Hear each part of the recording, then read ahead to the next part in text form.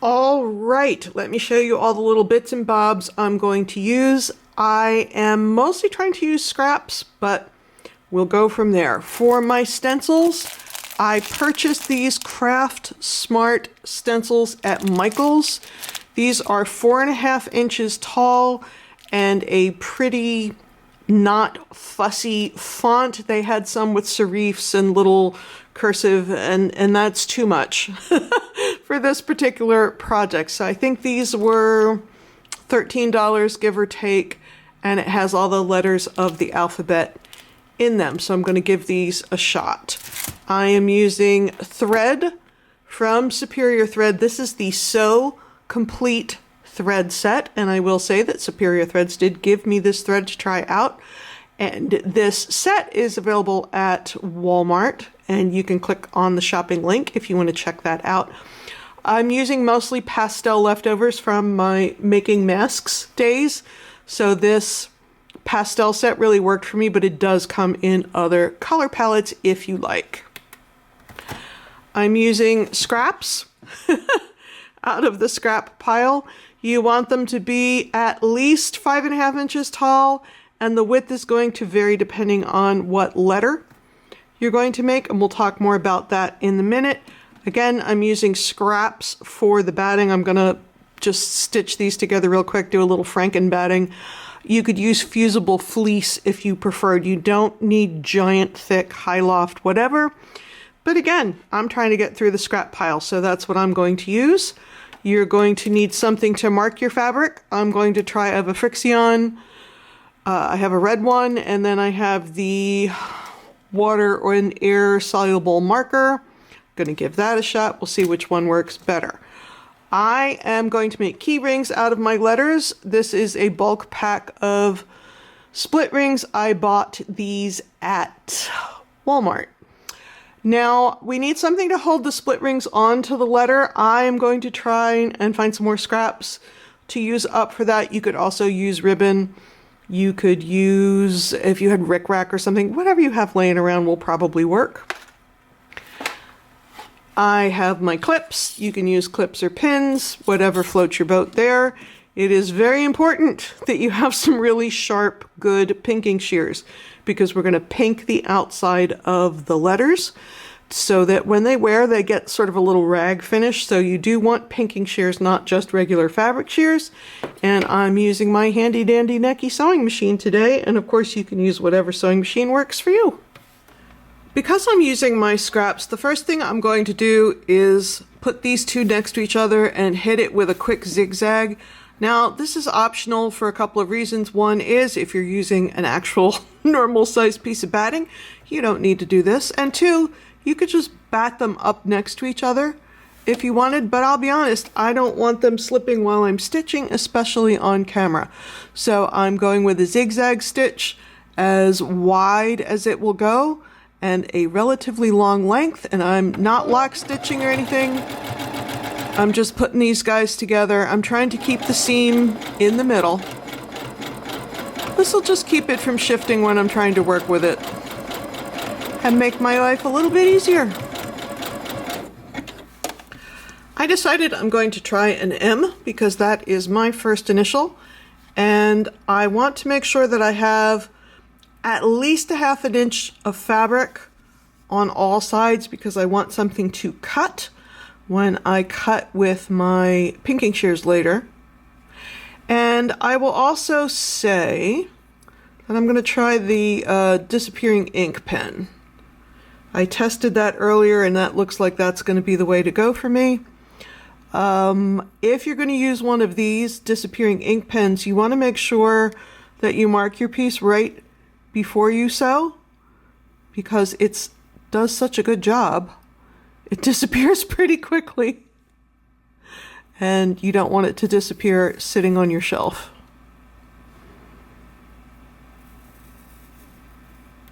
Now, obviously, you don't have to draw every line. I'm just going to make these guys match right here. I'm not leaving the little cross pieces. It needs to have the cross pieces to hold everything together.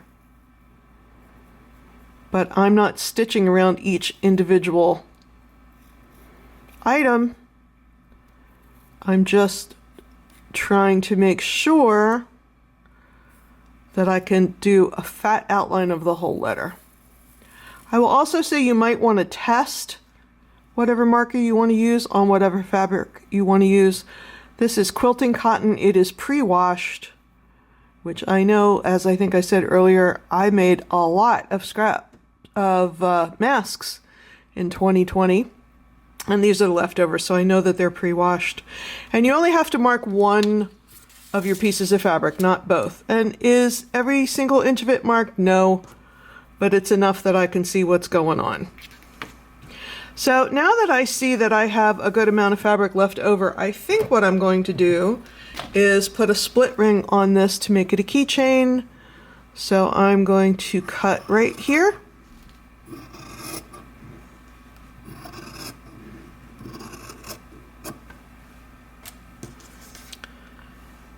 And I'm winging it. You want generally about a 2" by 3" piece. It's a little bigger, that's not a big deal.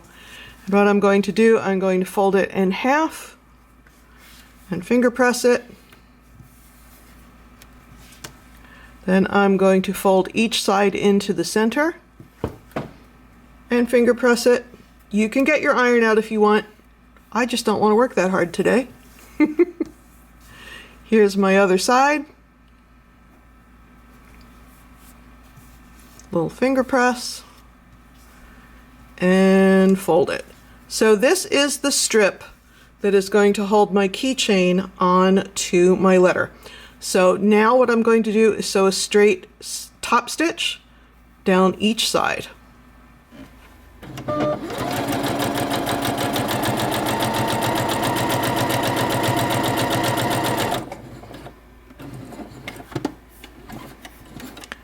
I'm going as close to the edge as I can get without falling off. And I'm going to stitch across the bottom, I don't have to start and stop again. It is totally not a big deal if you want 2 separate seams.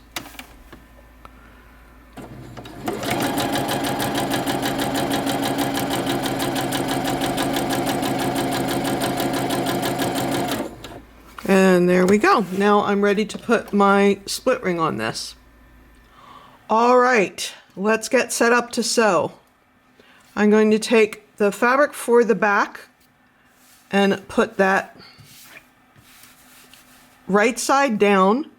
Now, it doesn't have to be the same fabric as on the front because we're using up scraps, right? So don't get crazy. Whatever works is whatever works. Then I'm going to line up my little piece of Franken batting here. Again, you can use fusible fleece. You can use an old terry cloth, whatever you have. You just want the letter to have a little bit of puff. And then I'm going to put the one where I drew, and I put that on the top, facing up so I can see my letters. Now I'm going to take my strap. I'm going to put my split ring on it. And I have to find where I want to attach it. And I think for this M, it will sit nicely right there. So I'm going to go ahead, and in this case I want to use a pin. Generally I'm a clip person, but I want to pin this to make sure that it stays. So I'm going to peel back this one side. Hold that right there. And I can feel it. You see it's right where the M is. So I'm going to go ahead and pin that. Now, if you want to, use some pins or some clips to hold everything together. I'm going to wing it because that's how I roll. So, with the sewing machine set on a straight stitch, I'm going to stitch all the way around the outline of my letter. All right, I'm going to start in the bottom corner. I don't honestly think it matters where you start. Again, I am going to lock stitch at the beginning and the end because I don't want my stitching to come undone. But I do not think this is a project where people are going to be staring at your stitching, so I'm not super worried about it. And I'm just stitching along my outline.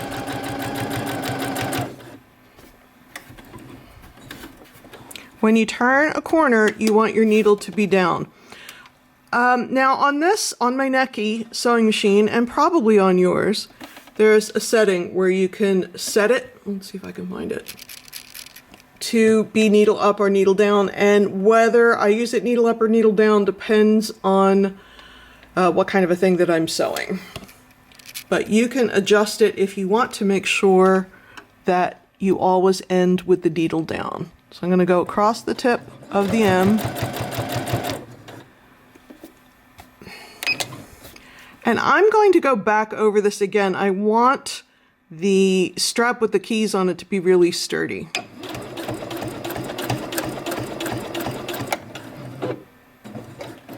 And forward again. Needle down, I can pivot.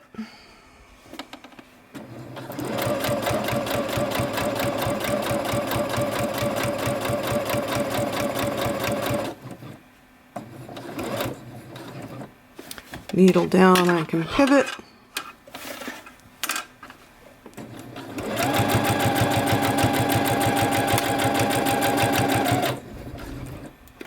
If your marker is disappearing too quickly for you, you can run back in and straighten out your lines if you want, but as long as you can see the intersections, probably you're going to be just fine. One more, I think. And again, if you've clipped or pinned, that's great. If not, do what I'm doing and make sure it's nice and smooth.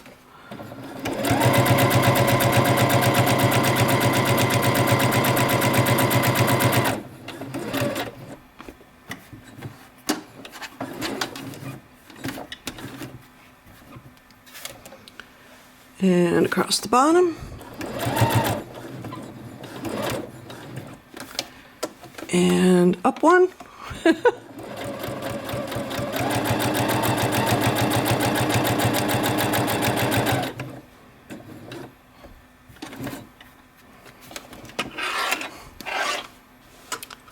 And we're almost done.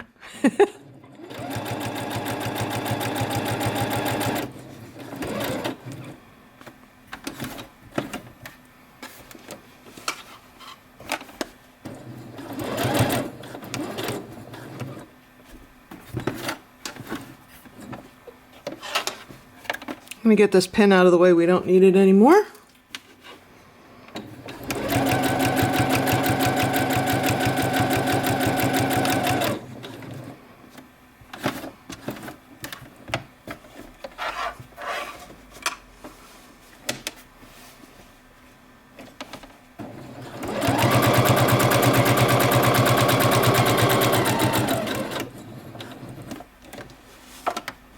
And I'm going to lock stitch at the end.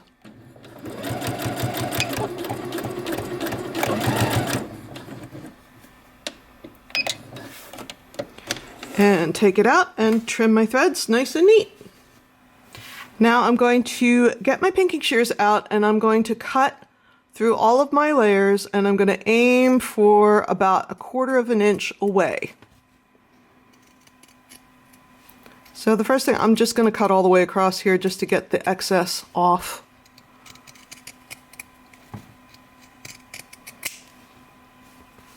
All right, and then we're going to go up the side.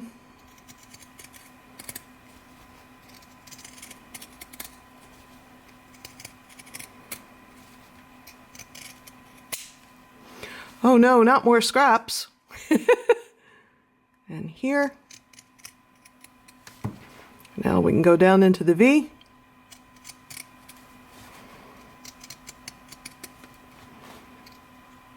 You want your pinking shears to be really sharp because you're cutting through a lot of layers.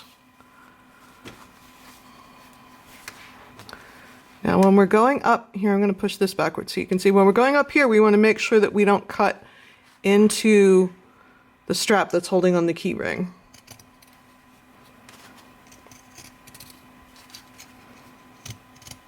And so for up here, I want to split the layers. Right here,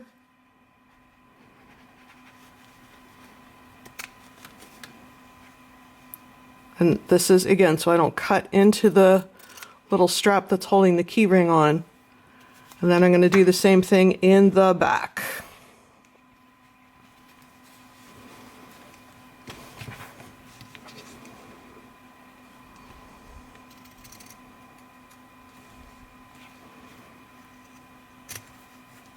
And maybe don't cut your finger off like I almost did.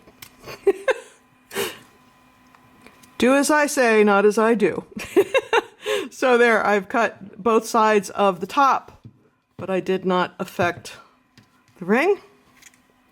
Now I'm just going to finish this out. I'm going to cut down this side, then up here, down, across, up here, and down, and then I'll come back and show you what it looks like. And here we are, all finished. Now, as you use your keychain, this might fray and get a little raggedy about the edge, but that's okay. It's not going to fall apart because our stitching is holding it all together. I will also say, if you'd like it puffier, just add more batting in between. You can add whatever bits and bobs and scraps you have laying around. Maybe if I wanted it puffier, I could add a couple of layers. Also, I have seen some of these letters, I've seen some people stitch them where they're fatter than this. And if you wanted to do that, you could use the same stencil that I used, but instead of stitching on the line, you could stitch 1/4 of an inch or 3/8 of an inch away from the line. That will keep your ratio the same, so your letter will look good, but you would get a wider, taller, just overall a fatter letter. So I think this is great. It was super quick. There's nothing to turn inside out. There's no finishing work. It's super simple to do, and it is a great use of scraps. And I think this would be great for a gift. I was reading about somebody who did something very similar. Well, she did the little tissue holders, but she used them for wedding favors. Since it's personalized, maybe office gifts, if you do Secret Santa with a low limit, if you want to give it to a teacher, maybe you have, maybe you take classes and do teacher gifts, or you have kids or grandkids that take classes and you need to do teacher gifts. Because it's personalized, it's not another box of candy and another coffee mug. It's just different and interesting, but a great use of scraps, a lot of fun. And I am going to go put my keys on this. So once again, I am Mary Beth Temple from MBT Creates. Thanks for hanging out, and check the playlist for some other quick crafts.